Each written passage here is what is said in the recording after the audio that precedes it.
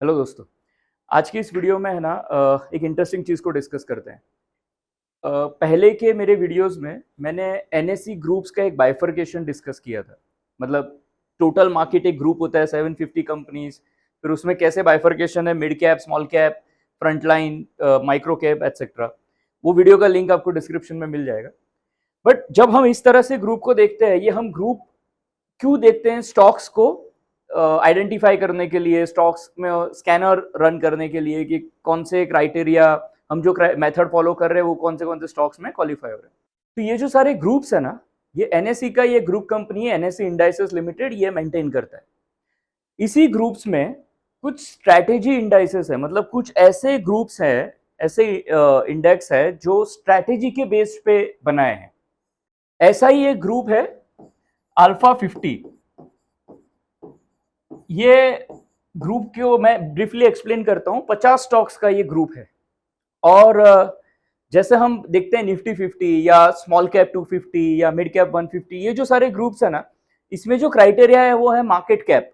Basically frontline stocks है वो Nifty 50 में होंगे, उसके बाद निफ्टी नेक्स्ट 50 में होंगे, फिर mid cap, small cap, micro cap, इस तरह से। यहाँ पे जो ग्रुप है, इसमें क्राइटेरिया जो है ना इस पर्टिकुलर इंडेक्स में, वो है अल्फा। अब अल्फा का एक सिंपल मतलब क्या होता है? सिंपल वर्ड्स में अगर बोले तो आउट परफॉर्मेंस। ठीक है, मतलब जो मार्केट से बेटर रिटर्न हमें जनरेट करके दे रहा है। तो जो वेटेज है ना इस स्टॉक्स में, वो अल्फा के बेस पे रखा है और उसके बेस पे ये इंडेक्स बनता है। मैं आपको ब्रीफली उसके कुछ रूल्स एक्सप्लेन करता हूँ। जैसे पहले तो देखिए, ये एनएससी में लिस्टेड होनी चाहिए वो कंपनी जो इस ग्रुप का पार्ट बन सके। दूसरा, उसका एटलीस्ट 1 ईयर का लिस्टिंग होना चाहिए। उसका लास्ट 1 ईयर में 100% ट्रेडिंग फ्रीक्वेंसी होना चाहिए, मतलब रोज ट्रेड होना चाहिए। इसमें एवरेज डेली टर्नओवर और मार्केट कैप का भी क्राइटेरिया है। इसमें से इक्विटी स्टॉक्स इंक्लूड होते हैं, मतलब बॉन्ड्स, राइट्स वगैरह वो कंसिडर नहीं होते हैं। और क्वार्टरली बेसिस पे रिव्यू होता है, मतलब एक बार जब ये ग्रुप बन जाता है उसके बाद एवरी क्वार्टर ही इसमें रीबैलेंसिंग होता है। इसका जो रीबैलेंसिंग होता है वो फेब, मई, अगस्त और नवंबर, ऐसे हर क्वार्टर के एंड में होता है। और उस टाइम पे, उस क्वार्टर के एंड में लास्ट 6 मंथ्स का डेटा उसमें स्टडी करते हैं, जिसमें फ्री फ्लोट, मार्केट कैप और एवरेज डेली टर्नओवर, ये क्राइटेरिया के बेस्ड पे टॉप 300 कंपनीज को आइडेंटिफाई करते हैं और उनका अल्फा कैलकुलेट करके उसको रैंक करते हैं, जिसका अल्फा सबसे ज्यादा वो ऊपर। और इस तरह से टॉप 50 कंपनीज को इस ग्रुप में ऐड किया जाता है। इसका मतलब क्या है? देखिए, अगर हम जैसे पोर्टफोलियो मेंटेन करते हैं तो आइडेंटिफाई किए निफ्टी के स्टॉक्स, उसमें से टॉप 300 कंपनीज में से टॉप 50 कंपनी आइडेंटिफाई की। अब ये 50 कंपनी जो रीबैलेंस होता है हर क्वार्टर में, मान लो ये फेब के क्वार्टर में कोई 50 कंपनी है, नेक्स्ट क्वार्टर में, मई एंड में, उसमें से कुछ कंपनीज निकल जाएगी और कुछ और दूसरी ऐड हो जाएगी। ठीक है, तो ये रीबैलेंस होता है। सिर्फ रीबैलेंस में एक और चीज क्या करते हैं कि चर्निंग कम करने के लिए, ये जो टॉप 50 है ना, उसमें से कोई स्टॉक, मान लो 50 रैंक है, अगर 51st हो गया तो टेक्निकली बाहर हो जाना चाहिए, राइट? पर जब ऐसा करते हैं ना तो चर्निंग थोड़ा बढ़ जाता है। मतलब एक स्टॉक 50 पे, वो 55 पे चला गया तो बाहर चला जाएगा, फिर 50 के अंदर आ गया तो फिर अंदर आ जाएगा, तो चर्निंग ज्यादा हो जाएगा पोर्टफोलियो में। इसको कंट्रोल करने के लिए एक रूल होता है जिसको कहते हैं 100% बफर। इसका मतलब क्या है कि 50 एक बार वो इस ग्रुप का पार्ट हो गया, फिर जब तक वो 100 रैंक के नीचे नहीं चला जाता तब तक वो इस ग्रुप में रहेगा। ठीक है, मतलब एक बार बार एंट्री एग्जिट नहीं होगा। तो इसलिए एग्जिट इस तरह से थोड़ा सा कंट्रोल करते हैं, तो रीबैलेंसिंग में चर्निंग कंपैरेटिवली कंट्रोल में रहता है। तो बिकॉज ये सारे अल्फा या आउट परफॉर्मिंग स्टॉक्स हैं, इनका पॉजिटिव अल्फा होगा, मतलब जितना ज्यादा अल्फा उतना अच्छा, जितना ज्यादा आउट परफॉर्मेंस, और वो ग्रुप का पार्ट होंगे। तो ऑब्वियसली कोई नेगेटिव अल्फा वाला स्टॉक्स तो इसमें रहेगा नहीं। लेकिन अगर एग्जिस्टिंग स्टॉक्स में से किसी का नेगेटिव अल्फा हो गया तो वो रह सकता है, अगर कोई दूसरा न्यू एंट्रेंस है ही नहीं बेस्ड ऑन रूल्स। ठीक है, ये कुछ मैंने ब्रीफ में रूल्स एक्सप्लेन किया आपको कैसे ये बनता है, सो आपको आइडिया है कि इसके पीछे थॉट प्रोसेस क्या है। अब जो मेन पार्ट है ना इसका कि ये कैलकुलेट होता है बेस्ड ऑन अल्फा, उसको समझते हैं। जो वेटेज है ना स्टॉक का, वो अल्फा के बेस पे है। तो इसमें है ना जेनसन अल्फा ये यूज होता है। ये एक अमेरिकन इकोनॉमिस्ट ने बिल्ड किया था, माइकल जेनसन, 1968। उनका ये एक फॉर्मूला जो उन्होंने डेवलप किया था, उसके बेस पे ये यहाँ पे कैलकुलेशन होता है। अच्छा, बेसिकली ये जेनसन अल्फा जो है ना, उसमें फॉर्मूला में जो आइडिया ये था कि कोई भी पोर्टफोलियो है या फंड है उसके रिटर्न को कैसे एनालाइज करे। तो ये जो फंड का परफॉर्मेंस का फॉर्मूला है उसको यहाँ पे थोड़ा सा अलग तरह से कैलकुलेट किया है स्टॉक के लिए। मैं आपको एक्सप्लेन करता हूँ कैसे होता है। फॉर एग्जाम्पल किसी स्टॉक का रिटर्न है 25% और निफ्टी का रिटर्न है 15%, तो हम क्या बोलेंगे कि 10% का अल्फा है, 10% ज्यादा परफॉर्म किया है, राइट। अब इसको या इस फॉर्मूला में कैसे कैलकुलेट करते हैं। निफ्टी का रिटर्न है 15%, फिक्स्ड रिटर्न जो होता है जैसे यहाँ पे हम कैलकुलेट कर सकते हैं मिबोर का, मतलब जो फिक्स्ड एक रिटर्न होता है 3 मंथ्स का एवरेज का, हाँ वो सेफ और fix return. Let's say for मैं सिंपलिसिटी के लिए नंबर्स ले रहा हूँ, नथिंग रियल। लेट्स से 6% है, तो अब 9% जो है वो निफ्टी ने एक तरह से बेटर परफॉर्म किया compare to fix return income. अब और एक होता है स्टॉक का बीटा। बीटा मतलब वॉलेटिलिटी, स्टॉक का वॉलेटिलिटी कितना है। अल्फा मतलब आउट परफॉर्मेंस, बीटा मतलब वॉलेटिलिटी। अब देखिए कोई जो स्टॉक होता है जो रिस्की होता है उसका बीटा हाई होता है, तो उसमें रिस्क होता है, थोड़ा वॉलेटिलिटी होता है। तो अगर हाई बीटा स्टॉक है तो एक्सपेक्टेड रिटर्न भी ज्यादा है, मतलब वो परफॉर्मेंस भी वैसा देना चाहिए क्योंकि उसमें उतना रिस्क ले रहे हैं ना इन्वेस्ट करके। तो जो बीटा है, लेट्स से किसी एक स्टॉक का बीटा है 1.5 फॉर सिंप्लिसिटी, ठीक है। तो ये 9% को हम 1.3 से मल्टीप्लाई करें तो ये हो गया 13.5, ठीक है। वॉलेटिलिटी से उसको मल्टीप्लाई किया और अब इसमें ये फिक्स रिटर्न जो हमने डिडक्ट किया था ना, ये ऐड किया, तो ये हो गया 19.5। अब क्या पहले है ना मार्केट निफ्टी के रिटर्न में से वो फिक्स हटा के फिर बीटा में मल्टीप्लाई किया बीटा के साथ, और फिर उसमें फिर से वो फिक्स रिटर्न ऐड किया, तो 19.5% एक्चुअली वो रिटर्न आया। अब जो स्टॉक का रिटर्न कितना है 25%, तो अब 25 माइनस 9.5 ये हो गया 5.5 अल्फा, ठीक है। ये इस तरह से ये फॉर्मूला में कैलकुलेट करते हैं। हालांकि जो फॉर्मूला में यहाँ पे कैलकुलेट कर रहे हैं वो average daily return, average 3 month का डेली का मिबोर का रेट, या average daily return of last 12 months of stock, इस तरह से कैलकुलेट होता है। बट सिंप्लिसिटी के लिए मैंने आपको ऐसे एक्सप्लेन किया। तो ये जब अल्फा स्कोर बनता है उसके बेस पे फिर वेटेज डिसाइड होता है। हाई अल्फा मतलब आउट परफॉर्मेंस। अब यहां पे आप देखें, अगर ये रिटर्न स्टॉक का 19.5 से कम होता तो ये नेगेटिव अल्फा होता, ठीक है।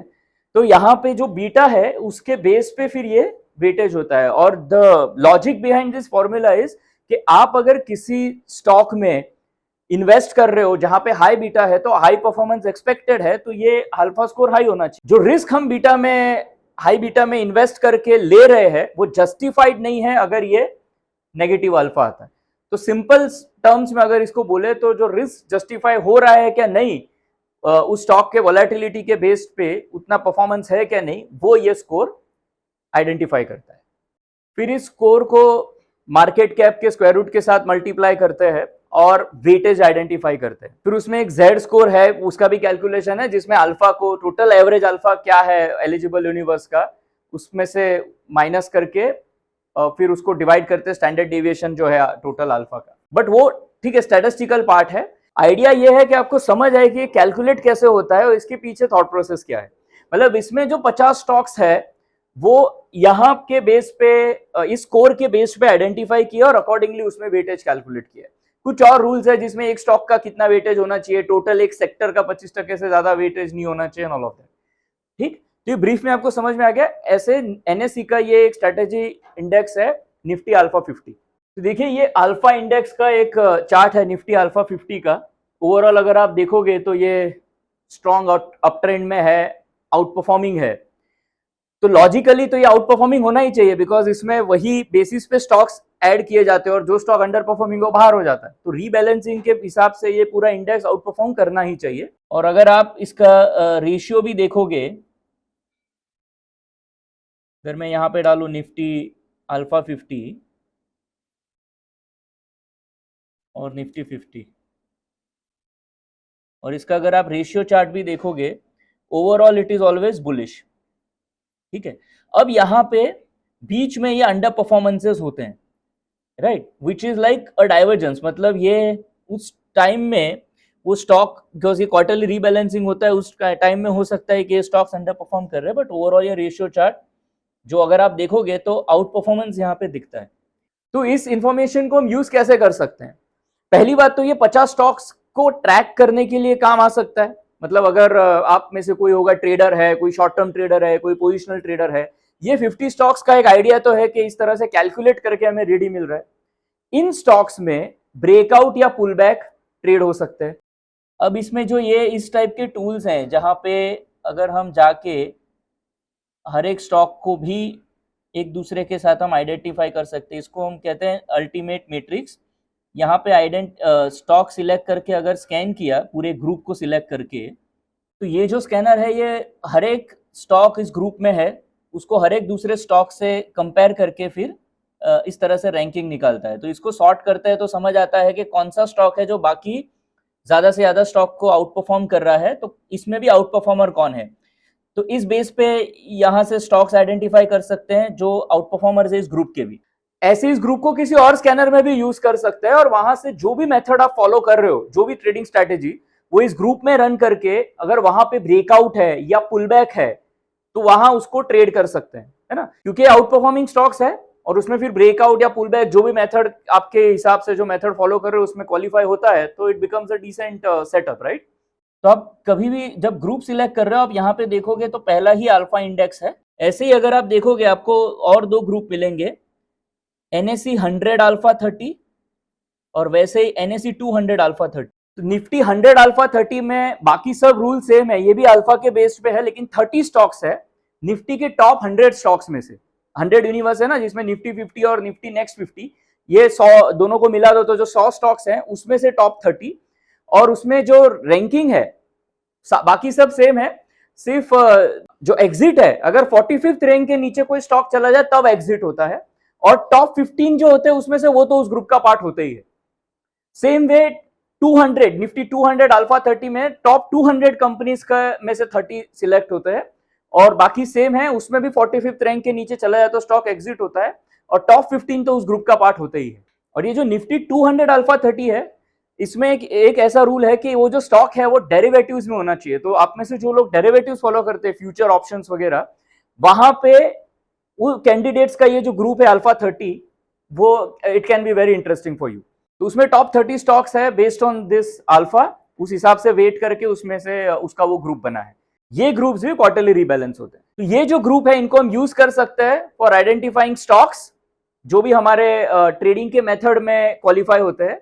दूसरा एक पॉसिबिलिटी और है कि इस ग्रुप को हम पोर्टफोलियो बिल्ड करने के लिए या जिसको कहते हैं मोमेंटम इन्वेस्टिंग, उसके लिए भी यूज कर सकते हैं। मतलब ये ग्रुप जब रीबैलेंस होता है इसमें जो स्टॉक्स हैं उसमें किसी एक पोर्शन में हम इन्वेस्ट कर ले इक्वल अमाउंट में या कैसे भी, या उसमें से भी may be top 10 top 15 stocks में या टॉप 20 स्टॉक्स में इन्वेस्ट करें, और जब वो ग्रुप रीबैलेंस हो रहा है तब उन स्टॉक्स को हम रीबैलेंस कर ले। तो ये भी पॉसिबिलिटी है इन ग्रुप्स के साथ। इसमें आप कोई अपने क्राइटेरिया के हिसाब से भी फर्दर फिल्ट्रेशन कर सकते हो and you can build a portfolio based on that. ऐसा ही एक चीज हमने इसी के साथ डिफाइन एज में किया है। अगर आप डिफाइन एज के ग्रुप देखोगे तो आपको दो ग्रुप मिलेंगे, डी अल्फा 30 F&O और डी अल्फा 30 MSM। तो ये जो ग्रुप्स हम मेंटेन करते हैं ये थोड़े शॉर्ट टर्म में, मतलब इसमें जो रीबैलेंसिंग होता है वीकली बेसिस पे होता है। हालांकि इसमें जो कैलकुलेशन है उसमें क्वार्टर का लेते हैं फॉर कैलकुलेटिंग अल्फा। कुछ और रूल्स ऐड किए हैं जैसे stock should be above important moving averages, कुछ मोमेंटम होना चाहिए, थोड़ा आउट परफॉर्मेंस के कुछ अलग रूल्स हैं। बाकी बीटा और ये सब कैलकुलेशन के साथ ये ग्रुप मेंटेन होता है टॉप 30। और इसमें दो पार्ट्स है, एक F&O यूनिवर्स और एक MSM। MSM मतलब mid small and micro cap. ये जो टोटल ग्रुप है निफ्टी का 650 स्टॉक्स का, उसके ऊपर उसमें ये कैलकुलेशन करके टॉप 30 स्टॉक्स, और F&O ग्रुप के जो स्टॉक्स है उसमें टॉप 30 स्टॉक्स ये कैलकुलेट करते हैं और एवरी वीक रीबैलेंस होता है। एवरी वीक वो स्टॉक्स चेंज होते हैं based on the recent data. इसका पर्पस ये है कि जो शॉर्ट टर्म ट्रेडर्स है या जो थोड़े फ्रीक्वेंट ट्रेडर्स है उनके लिए ये हेल्प हो सकता है फॉर आइडेंटिफाइंग स्टॉक्स और पोर्टफोलियो बिल्ड करने के लिए। इसको मंथली चर्निंग के साथ भी पोर्टफोलियो कोई चाहे तो कर सकता है, भले ये वीकली रीबैलेंस होते रहेगा लेकिन you can track it on a monthly basis. तो ये टाइप के ग्रुप्स का पर्पस ये होता है कि जो स्टॉक सिलेक्शन के लिए हमें जो ग्रुप्स चाहिए उसमें थोड़ा सा वैल्यू ऐड करे कि थोड़ा स्ट्रेटेजी का भी पार्ट हो। ऐसे ही एनएसई के स्ट्रेटेजी इंडाइसेस में कुछ और ग्रुप्स भी है। अगर आपको ये वीडियो इंफॉर्मेटिव लगा है तो बताना, अगर ये इंफॉर्मेशन है आपको हेल्प करता है तो उनके ऊपर भी मैं थोड़ा वीडियो रिकॉर्ड करके आपको एक्सप्लेन करूंगा कैसे बिल्ड करते हैं और हम उसको कैसे यूज कर सकते हैं। ठीक है, होपफुली आपको ये इंफॉर्मेटिव लगा होगा। Thank you for your time.